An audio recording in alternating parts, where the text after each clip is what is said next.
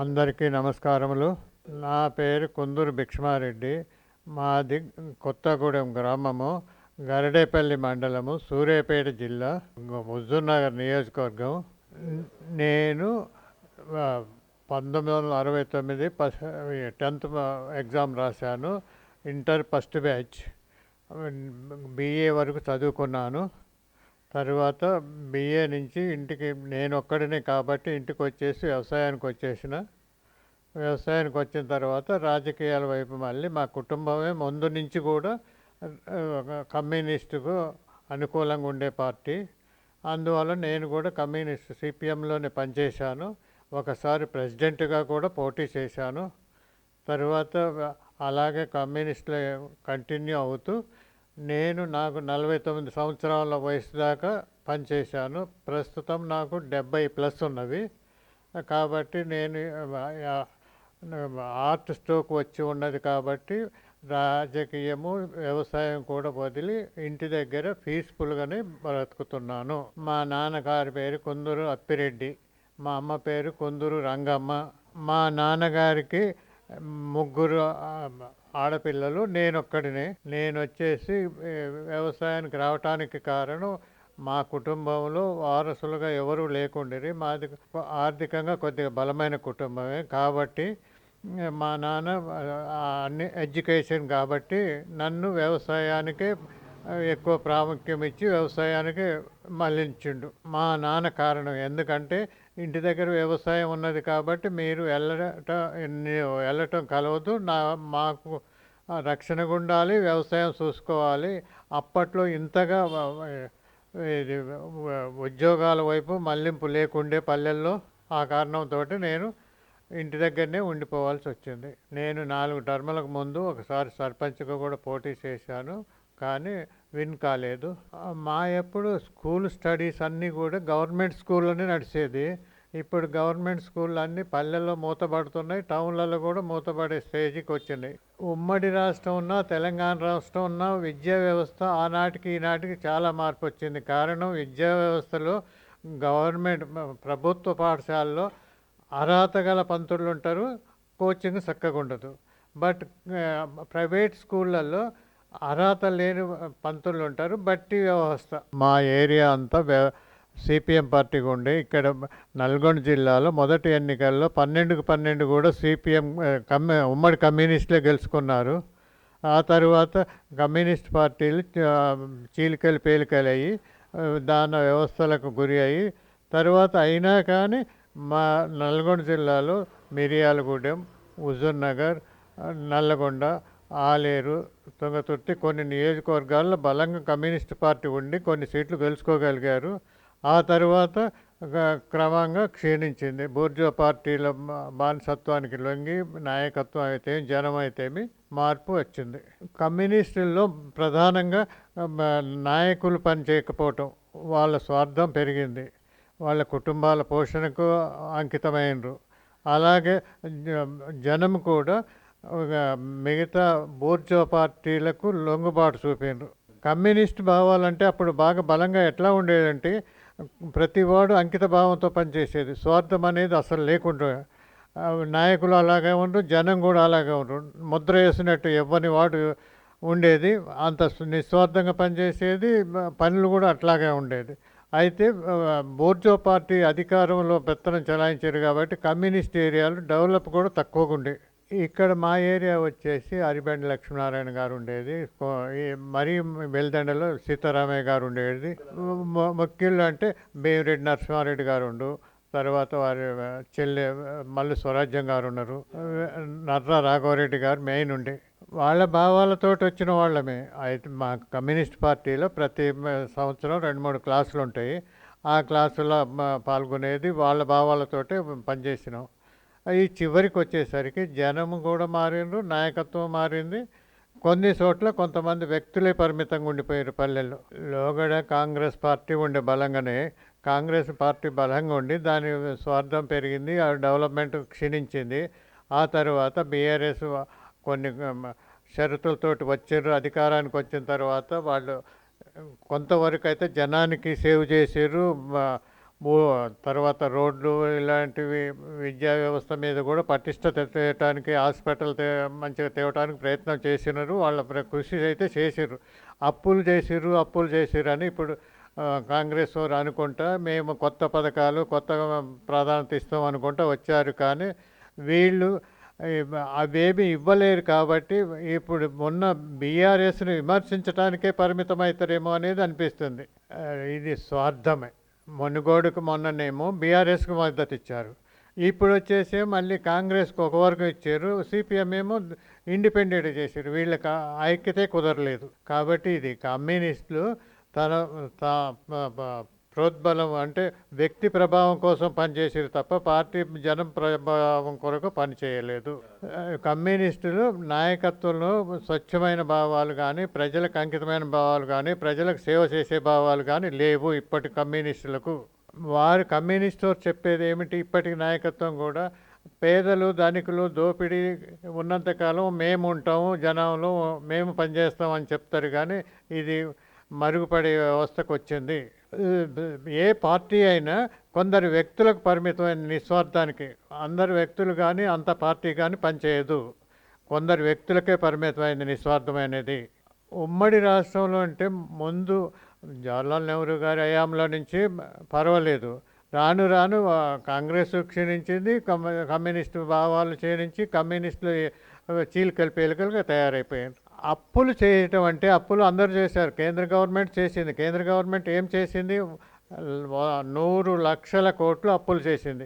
ఈయన 5 లక్షల కోట్ల అప్పులు అంటారు. కేంద్ర గవర్నమెంట్ని విమర్శించరే కాంగ్రెస్ వారు. అలాగే ఇవి 5 లక్షల కోట్లు చేస్తే దాదాపుగా ఎక్కువ భాగం జనం మీదకే వచ్చినాయి సొమ్ము కూడా. బీఆర్ఎస్ అయినా కొంత ఉంటుంది. కాంగ్రెస్ ఆ మాత్రం కూడా చేయలేదు. ఇప్పుడు వచ్చింది 5 సంవత్సరాలు ఈ ముఖ్యమంత్రి నిలుపుకుంటాడని కూడా లేదు. వాళ్ళనే కొన్ని రోజులకే చీలికలు వస్తాయనేది జన ఊహాగానం. జనంలో తెలుసుకున్న విషయం ఇది. కొన్ని రోజుల్ని వాళ్ళనే చీలికలు అవుతుంది. ముఖ్యమంత్రి మారుస్తారు ఖచ్చితంగా. అభివృద్ధి అసలు జరగకపోవచ్చు. వీళ్ళు అభివృద్ధిని పక్కకు పెట్టి బీఆర్ఎస్ని విమర్శించడానికి రోజు పథకం ప్రవేశపెట్టుకొస్తారు తప్ప అభివృద్ధికి ఫండులు లేవు. రైతు బంధు నవంబర్ డిసెంబర్లు ఇవ్వాలి. రైతు బంధు వేయలేటలేదు. అలాగే రుణమాఫీ ఆయన ఇవ్వలేకపోయిండు, ఈయన నేను వేస్తా ఇంకా డబల్ వేస్తా అన్నాడు. అసలుకు లేదు. మాజీ ఎమ్మెల్యే గారు సైదిరెడ్డి గారు, ఆయన ఎమ్మెల్యే అయిన 4.5 సంవత్సరాల్లో కొంత రోడ్లు, తర్వాత కొన్ని సాంస్కృతిక కార్యక్రమాలకు మొదలైన వాటికి ఈ మండలంలో బాగానే పనిచేశారు. భూ ఆక్రమణ అనేది మట్టంపల్ల పెదవీడి ఏరియాలో జరిగినాయి అంటారు, కానీ మా దృష్టికి రాలేదు. జనంలలో ఫోకస్ కాలేదు. అవి నాయకులు చెప్పుకోవటమే. అసలు మా ఏరియాలో సైదిరెడ్డి భూ ఆక్రమణ కానీ కబ్జాలు కానీ తర్వాత దోపిడీలు కానీ దౌర్జన్యం కానీ రాజకీయంగా సంపాదన కొరకు ప్రకటించిన వ్యవహారాలు కానీ కనపడలేదు. అవినీతి అనేది మా ఏరియాలో లేకుండా, మరి ఆ మఠంపల్లి పెదవీడి ఏరియాలో ఏముందో మాకు తెలియదు, కానీ మా ఏరియాలో లేదు. గరిడపల్లి నేరేడుజర్ల హుజూర్నగర్ ఏరియాలలో లేదు. వాళ్ళు బీఆర్ఎస్ వాళ్ళు ప్రవేశపెట్టిన పథకాల్లో సైదిరెడ్డి ముందుండి తన వంతు శాయశక్తుల కృషి చేసిండు. దాదాపు 60% వరకు కూడా మంచిగానే చేసిండు. గిరిజన గ్రామ పంచాయతీలు చేసారు. గిరిజన పంచాయతీలలో మంచిగా డెవలప్మెంట్ అయితే కనపడుతుంది మా ఏరియాలో. కొన్ని మరీ బ్యాక్వర్డ్ ఏరియాలో ఏమో, కానీ మాది కెనాల్ ఏరియా, బాగా పంటలు పండే అభివృద్ధి అయ్యే ఏరియా. గిరిజనులు అంటే ఎస్టీలు మా దగ్గరనే బాగా బలంగా ఉన్నారు. ప్రతి కుటుంబం నుంచి ఒక్కొక్కడు ఉద్యోగాలలో ఉన్నారు. గరిడేపల్లి నేరేడుజర్ల హుజూర్నగర్ మండలాల్లో బాగా ఎస్టీలు డెవలప్ అయి ఉన్నారు. గిరిజన గ్రామ పంచాయతీలు కేటాయించారు. ప్రత్యేక నిధులు ఏమి ఇవ్వలేదు, కానీ అందరితో పాటు నిధులు ఇచ్చారు. అవి ఆల్రెడీ అంతకుముందే అభివృద్ధి అయి ఉన్నాయి. మా దగ్గర వాళ్ళు ఎస్టీల కంటే ఎస్సీలే బాగా వెనకబడి ఉన్నారు. దళిత బంధు అనేది అసలు మా ఏరియాలో ఏ ఊళ్ళో పంచలేదు. పేర్లు లీస్ట్ రాసారు. ఆ లీస్ట్ రాసిన కాడనే డివైడ్ అయ్యి ఓడిపోవటానికి అదొక కారణం కూడా. దళిత బంధు అనేది అది అందరికీ అందుబాటులోకి వస్తే ఉపయోగకరంగానే ఉంటుంది, కానీ అది ఇవ్వటానికి ఈ ప్రభుత్వం ఫండ్ చాలదు. లోగడ ఉన్న కాంగ్రెస్ గవర్నమెంట్లో బీసీ ఎస్సీ ఎస్టీ లోన్స్ ఇచ్చారు. అవి ఎవరికి ఇచ్చారు? వాళ్ళకి అందుబాటులో ఉండే నాయకులకు వాళ్ళ కార్యకర్తలకు ఇచ్చారు తప్ప జనానికి అందలేదు. అవి నిస్వార్థంగా జరగలేదు. ఈ దళిత బంధువులు 10 లక్షలు ప్రకటించారు, కానీ పల్లెల్లో ఎక్కడ ఈ ఏరియాలో పంచినది లేదు. పేర్లు లిస్ట్ రాసిండ్రు అంతవరకే. బీఆర్ఎస్ ప్రభుత్వం ఓడిపోవటానికి దళిత బంధు కూడా ఒక కారణం. అది ఇంప్లిమెంట్ చక్కగా లేక దాన్ని ఫండ్స్ రిలీజ్ కాక ఓడిపోవటానికి బీఆర్ఎస్కు ఇది ఒక కారణమే. ఇది ఈ రాష్ట్రంలో సాధ్యం కాదు, ఇవ్వలేరు. మన రాష్ట్ర ప్రభుత్వ బడ్జెట్ చాలదు ఇవ్వటానికి. ఆరోగ్యశ్రీ కార్డు వీళ్ళు కూడా పెట్టిర్రు. వైఎస్ఆర్ దగ్గర నుంచి నడుస్తూనే ఉంది, ఇప్పుడు కూడా నడుస్తూనే ఉంది. ఆరోగ్యశ్రీ అంటే జనాలకు అందుబాటులో ఉన్నది, నడుస్తూనే ఉంది, నడవాలి కూడా. ఈ కాంగ్రెస్ వారు ఇప్పుడు తెచ్చిన గవర్నమెంట్ వారు తెచ్చిన 6 పథకాల్లో మెయిన్ రైతుకు ఇవ్వాల్సినవి ఏమీ ఇవ్వలేరు, ఇవ్వటం లేదు. ఇవ్వటానికి ప్రోత్సాహకాలు కూడా లేకుండా విమర్శలకే గుప్పిస్తుర్రు. ఇప్పుడు ఆరోగ్యశ్రీ ఒకటి, తర్వాత మహిళ ఫ్రీ బస్ సర్వీస్ అనేది, ఈ 2 పెడుతున్నారు. వీటికి బడ్జెట్ చాలా చాలా తక్కువ కాబట్టి ఈ 2 ఇంప్లిమెంట్ చేస్తున్నారు. మిగతా వాటికి జోలికి వెళ్ళటానికి బడ్జెట్ లేదు. వాటి సమీకరించుకోవటానికి కూడా అవకాశాలు దొరకవు వీళ్ళకు. అవినీతికి తావులేని వ్యక్తులు కొందరున్నారు, కానీ బడ్జెట్ లేని మిగులు బడ్జెట్ ఎలా తయారు చేస్తారు? ఎవరి ఇంట్లో నుంచి తెచ్చి పెడతారు? అదే మొన్న అసెంబ్లీలో కూడా చర్చకు వచ్చింది. మీరు కాంగ్రెస్ ఆఫీస్ నుంచి పెడతారా, ఇటలీ నుంచి తెస్తారా, ఎక్కడి నుంచి తెస్తారని అడిగినారు అదే మాట. కానీ ఈ వీళ్ళు ప్రవేశపెట్టిన పథకాలు పూర్తిగా 100% కాదు, 60% కూడా అమలు అవుతాయని నేను అనుకోవటం లేదు. ప్రజలకు ఇచ్చిన వాగ్దానాల్లో మెయిన్ ఆయన ఆచరణ యోగ్యం కాని 3 ఎకరాల పొలం ఒకటి, తర్వాత నిరుద్యోగ భృతి ఒకటి, అందరికీ డబల్ బెడ్రూమ్లు ఒకటి, తర్వాత ఇలాంటి కొన్ని కారణాల వల్ల జనంలో కొంత వ్యతిరేకత వచ్చింది. అలాగే రుణమాఫీ రైతుకు, ఇక్కడ రైతు మీద బతికే రాష్ట్రం కాబట్టి రైతుకు రుణమాఫీ అని ప్రకటించి 5 సంవత్సరాల నాటికి కూడా ఇంప్లిమెంట్ చేయలేకపోయిండు. రైతు సెక్షన్ల కింది వర్గంలో బాగా అది వ్యతిరేకత వచ్చింది. ఇట్లా కొన్ని కారణాలతోటి గవర్నమెంట్ దళిత బంధు ఇలాంటి కొన్ని కారణాలతోటి గవర్నమెంట్లో వ్యతిరేకత వచ్చింది. దాన్ని వాళ్ళు క్రాస్ చేసుకోరు. వచ్చే గ్రామ పంచాయతీ విషయానికి వస్తే ఎక్కడైనా వ్యక్తిని బట్టి ఓట్లు వేయాలి కదా తప్ప పార్టీ ప్రాముఖ్యాన్ని బట్టి ఓట్లు వేయకూడదు. వ్యక్తి తనకు అందుబాటులో ఉంటాడు, వ్యక్తి నిస్వార్థపరి, వ్యక్తి ఎక్కడంటే అక్కడ పని చేయటానికి ముందుకొచ్చి ఉంటాడు. అలాంటి వ్యక్తిని చూసి ఎన్నుకోవాలి. ఏ పార్టీనో చూసి కానీ పై నాయకుడిని చూసి కానీ ఎన్నుకోకూడదు. అది అధికార పార్టీలో ఉన్న ప్రతిపక్ష పార్టీలో ఉన్న అది అపోహ తప్ప కరప్షన్ వానికి అది అవసరం. ప్రతిపక్షం ఉన్నా అధికార పక్షం ఉన్నా ఫండ్స్ రిలీజ్ అవుతాయి, కాకపోతే ఫండ్స్ కొంచెం లేటుగా అవుతాయి. పర్సంటేజ్ ప్రకారం ఫండ్స్ ఎట్లాగో వస్తాయి, అది గమనించాల్సిన విషయం. ఇక్కడి ప్రజలైనా పల్లెటూరైనా పట్టణమైనా మనసుని బట్టి మనిషి ప్రభావాన్ని బట్టి ఓట్లు వేసుకోవటం మంచిది. ఓటు అనేది చాలా పవిత్రమైనది. ధనికుల కంటే కూడా ఓటు విలువ ఎక్కువ. కాబట్టి ధనికుల కోసము, ఒక వ్యక్తి కోసము, ఒక పార్టీ కోసం, ఒక కులం కోసం, మతం కోసమో కాకుండా తను నిస్వార్థంగా పనిచేసే వ్యక్తిని ఎంచుకోవాలి. మా గ్రామ పంచాయతీ వచ్చేసి లోగడ ఎస్సీ, ఇప్పుడు వచ్చేసి బీసీ అవుద్ది అంటున్నారు. నాకు వయసు వచ్చేసి 70+. నేను వచ్చేసి హార్ట్ అటాక్ తోటి కొంచెం బాధపడుతున్నాను. కాబట్టి నేను డైరెక్ట్ ఎన్నికల్లో ఎక్కడ కూడా పోటీకి నిలబడటానికి సిద్ధంగా నిలబడను. నేను వ్యక్తిని బట్టి, అంటే పోటీ చేసి కంటెస్ట్ చేసే వ్యక్తుల్లో మంచి స్వభావం ఉండి, ప్రజల్లో అందుబాటులో ఉండి, ప్రజల కొరకు సేవ చేసే వ్యక్తి ఎవరైనా అనుకుంటే వాళ్లకు నేను మద్దతు ఇస్తా. నా ద్వారా కొన్ని ఓట్లు వేయించడానికి కూడా ప్రయత్నం చేస్తాను, కానీ నేను పోటీ చేయను.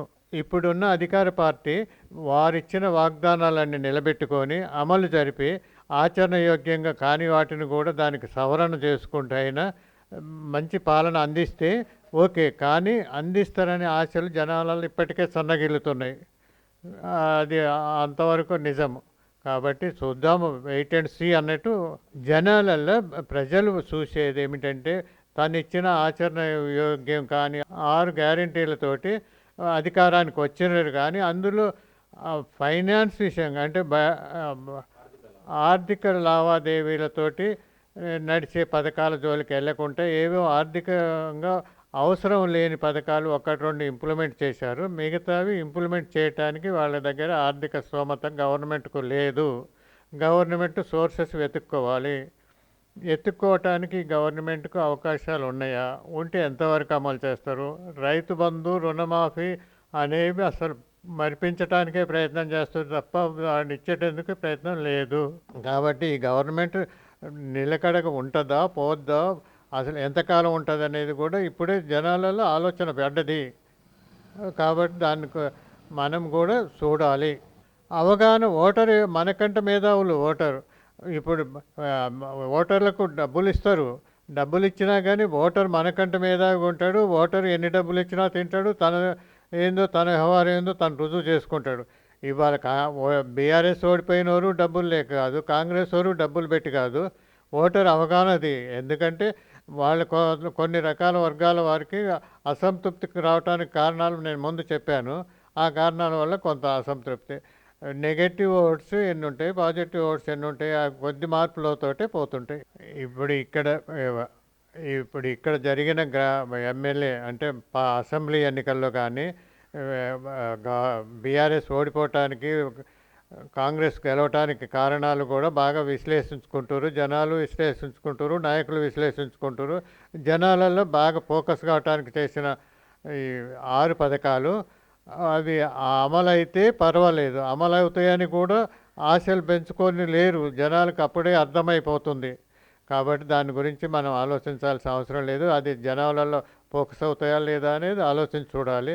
తర్వాత వచ్చే ఎన్నికలు పార్లమెంటు ఉన్నాయి, గ్రామ పంచాయతీలు ఉన్నాయి, జడ్పీటీసీ, ఎంపీటీసీలు ఉన్నాయి. వీటిలో వాళ్ళ ప్రభావం ఎట్లాగా కనపడుద్ది. వీరు ఫోకస్ అయితే ఓకే అయింది. వీరు ఫోకస్ కాకపోతే మళ్ళీ వేరు మార్గాలు అన్వేషిస్తారు జనాలు కూడా.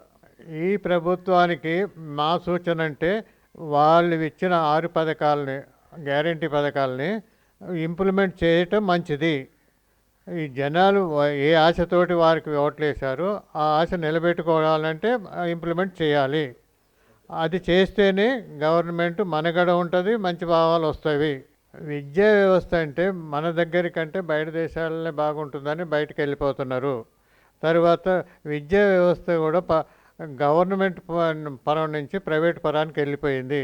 అందుకని ప్రైవేట్లో అంత నాణ్యంగా ఉండటం లేదని మామూలుగా ప్రైమరీ స్కూల్ వాళ్ళు కూడా ఆర్థికంగా ఉన్నోళ్ళు బయట రాష్ట్రాలకు, బయట దేశాలకు వెళ్ళిపోతున్నారు.